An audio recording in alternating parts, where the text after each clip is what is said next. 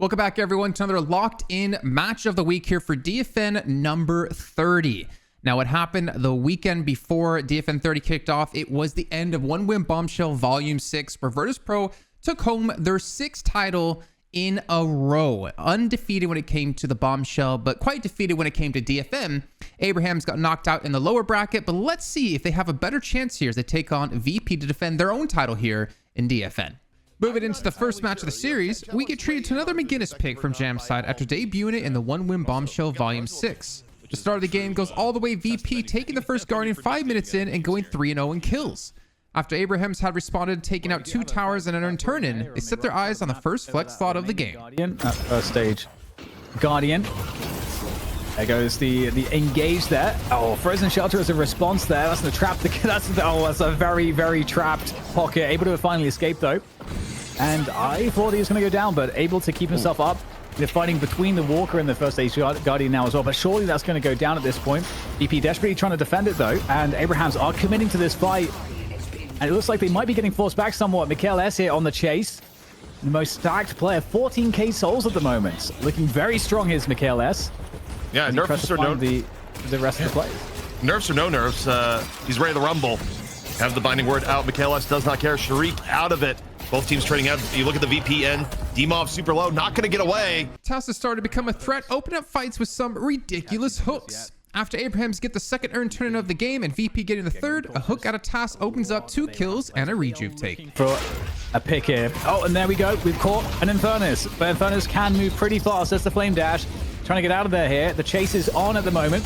Flame Dash able to recover some of that HP, but Zergi's going to go down. I think we ripped the killing blow for that one. Oh no, maybe we didn't. I'm not sure. Either way, he's dead. And the fight continues here for Abrahams, pushing forwards up the mid lane. And again, 2 players down. This has to be mid boss for Abrahams. Abrahams finally go on the attack, pushing on that right lane Walker. Yeah, and there's the attempt at an escape here. Zergi trying to do what he can, but it's a lot coming his way. And there we go. Able to take him down. The Rabbit Hex, in addition to everything else, simply too much. And the Walker can go down as a result of that as well. And VP, they have to make decisions here. Do they want to try to stop this? Looking to try to find some damage here, but it's just backfiring as Jamside comes on in with a 32k McGinnis. And behold, at the end of the game, the McGinnis is now ready to fight and also to be ready to fight. You talked about Bebop being... Oh my god! There's no way! Ballistic just got put into the washing machine and he is looking completely cleaned. Continuing on the push after getting the right lane Walker, Abrahams take down the mid and left lane Walkers, taking their lead to over 30k. Play is just not working. All right, Abrahams looking for the last Walker to even up the objectives. And yeah, Obakim just gonna get caught. Shelter goes on down, locks people in the Thunderdome as it were. And Abrahams right now, overwhelming stat differential at this point. Some of the VP cannot really fight evenly. The dives keep on happening. A little bit of Death Slam action here from Ballistic, looking for some pound of flesh, but guess what? We got another dome coming out, courtesy of Saint. Drops it on down, and once more, Abrahams gonna look healthy enough here. The refresher coming on in, and they're just going for the base Guardians now, and very little that VP can do to stop this stand. Looking to catch a Abraham split up, VP look for fight to allow them to get back in the game and possibly looking for their own rejuve. Abrahams have been making. But once more, take a look at things here. Obakim potentially getting caught, trying to get away here in turn. Abrahams taking the fight. Virtus.pro in a bit of a retreat at the moment, and no, Obakim is not able to get away. Hoot with the last stand. Still leading the front line here, looking for more. Mikhail S cannot withstand. It's just frozen shelters for days. They keep on coming out here, and Sharik gonna be next to fall, and you may be about to be able to stick a fork in this one, Dan, because it is very, very done. Well, yeah, it's really just the victory lap at this point. It feels like for Abrahams. Nothing doing here for the difference in souls for VP. And there we go. Entering the pits. Finish it off is Abrahams. Looking to claim victory number 1. The attempt at a Death Slam is immediately going to be foiled there by Abrahams as they pick up the dub here. Patron goes down, and it's the first map for them. And again, they are the picture of consistency. With as much as we built up VP over and over again, Abrahams are looking just scarier every week. TaS gets Bebop once again in match 2 and already makes VP regret it 1 minute in. Yeah, I think I look at that, Dan, and it's kind of interesting to me because, oh, you know what's also interesting? TaS, where the bomb just blows Listic to Kingdom Come. Yeah, I do think this Bebop in mid, oh boy, this is really bad. If Listic dies a couple times here, okay, that's a big parry. Should stabilize him for just a second. Another parry, oh my god, this mid lane is ridiculous, but Listic is gonna have no game. He's gonna die here, yeah, and that's a very rough start. We approach the first turn of the game with Saint moving it towards the turn-in. Abrahams try to contest it at the Walker, and a sequence of events break out, giving Abrahams an even bigger lead. Got 4, and now they're trying to chase down the urn. They're going really aggressive for this one. The walk under the Walker is where the fight's going to take place for the moment, before VP are forced to have to disengage, respect the cloud, the storm cloud that's been unleashed, and now this gives an opportunity for a re-engage for Abrahams, and they're going to be able to take down Zergy off the back of that. The urn is going to be collected by Hayes in the meantime, and that maybe there's a mad dash to be had here. There's an interception from TaS on the Bebop, trying to catch the urn, trying to force the drop, but you're chasing Obikim. And Obikim is hard to find, but he's going to get caught. I'm gonna be honest, I just saw TaS on the map. You just see the mini-map icon of Doom chasing Hayes is like, I don't know if he's getting away. Like, the chase down has been a little bit too good for Abrahams here today. And the prophecy does get fulfilled.